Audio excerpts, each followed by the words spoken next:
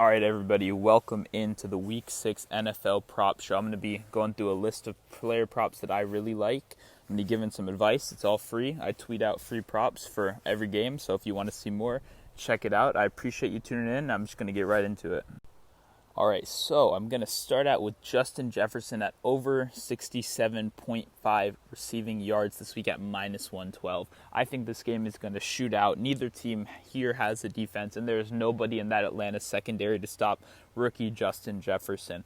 I think he's going to go off this week. He has such a high ceiling, as you've seen earlier this year with that 150-yard receiving game.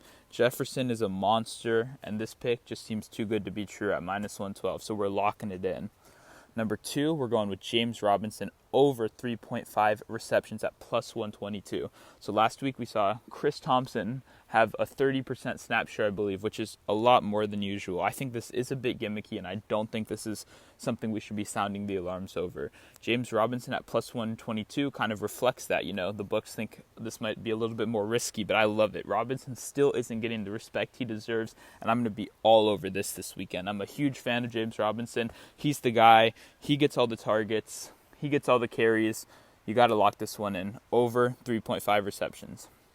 Next, we got Aaron Jones at 67.5 rushing yards at plus 124. This is great. I love Aaron Jones. Favorite DraftKings play of the week. I'm such a fan of Aaron Jones, and I think he's going to go off this week. Devontae Adams is back, but they're taking too much away from Jones, who's really taken over this team in his absence. I know the splits do reflect that Jones's numbers come down when Adams comes back, but I really don't think that's going to be the case this week. This game has such a high ceiling, and I think it'll probably hit the over. I think there's plenty of room for Aaron Jones to hit the 67.5 rushing yards prop, and I'm going to hammer the over. I'm probably also going to be on the 30.5 receiving yards over too, but I haven't locked that one in yet, so we'll have to wait a little bit. All right, now we're going to be going to CeeDee Lamb over 4.5 receptions at minus 129. This just seems too easy. Over 5 receptions every single game so far this year for the rookie. He looks great. Andy Dalton looks great. Not great, but Andy Dalton's a suitable backup quarterback that I think can continue the streak for CeeDee Lamb. Minus 129 is the number I got it on. It's looking like it's minus 150 right now. Not sure what they're doing with this. Still probably would have went for it at 5.5 receptions, so not sure what's going on with the DraftKings right here, but this just seems like a lock this week. All right, next we're going to be going to Jonathan Taylor at 10.5 receiving yards at minus 112. I know Nyheim Hines has a monopoly over the pass catching game in that backfield. The thing is, I think Jonathan Taylor is going to explode this week.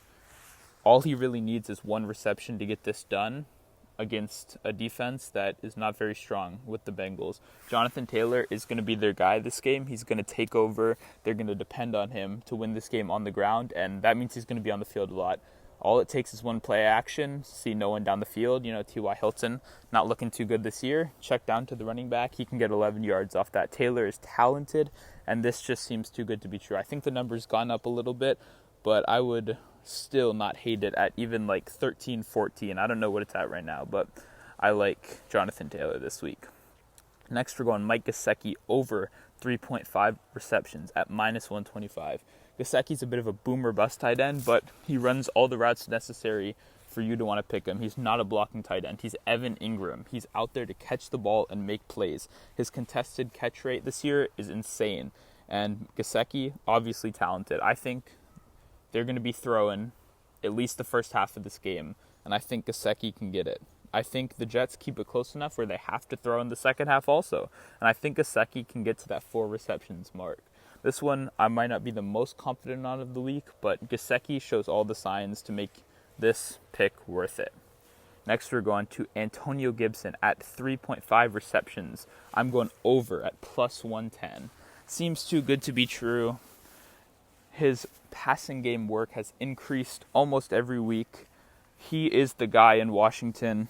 Last week, J.D. McKissick ended up with 6 or 7 catches, but that is due to the fact that Alex Smith was in at quarterback and they totaled 100 yards from scrimmage or something pathetic like that.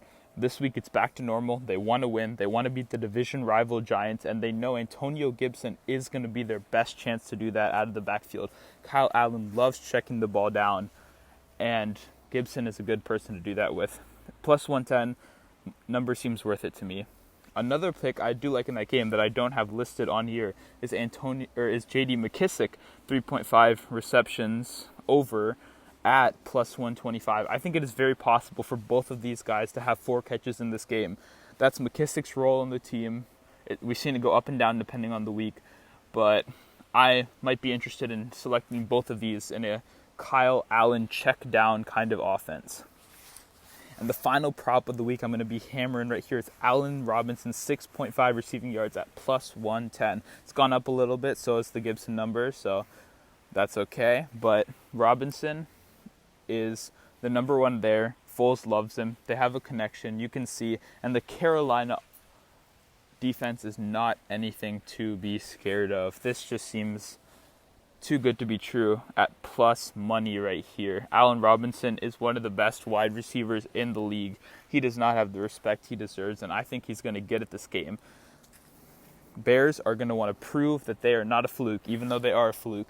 They're going to want to prove they're not against the Carolina team that's had some surprising wins these last couple weeks. I think they're going to go out hard, and I think Robinson's going to have a big game, and I don't think enough people are on him this week. So that's my final prop I've got. I'm obviously going to tweet out a couple more that I've got, Sunday morning, maybe after the Sunday late game, and I'll definitely have some props for the Sunday night game.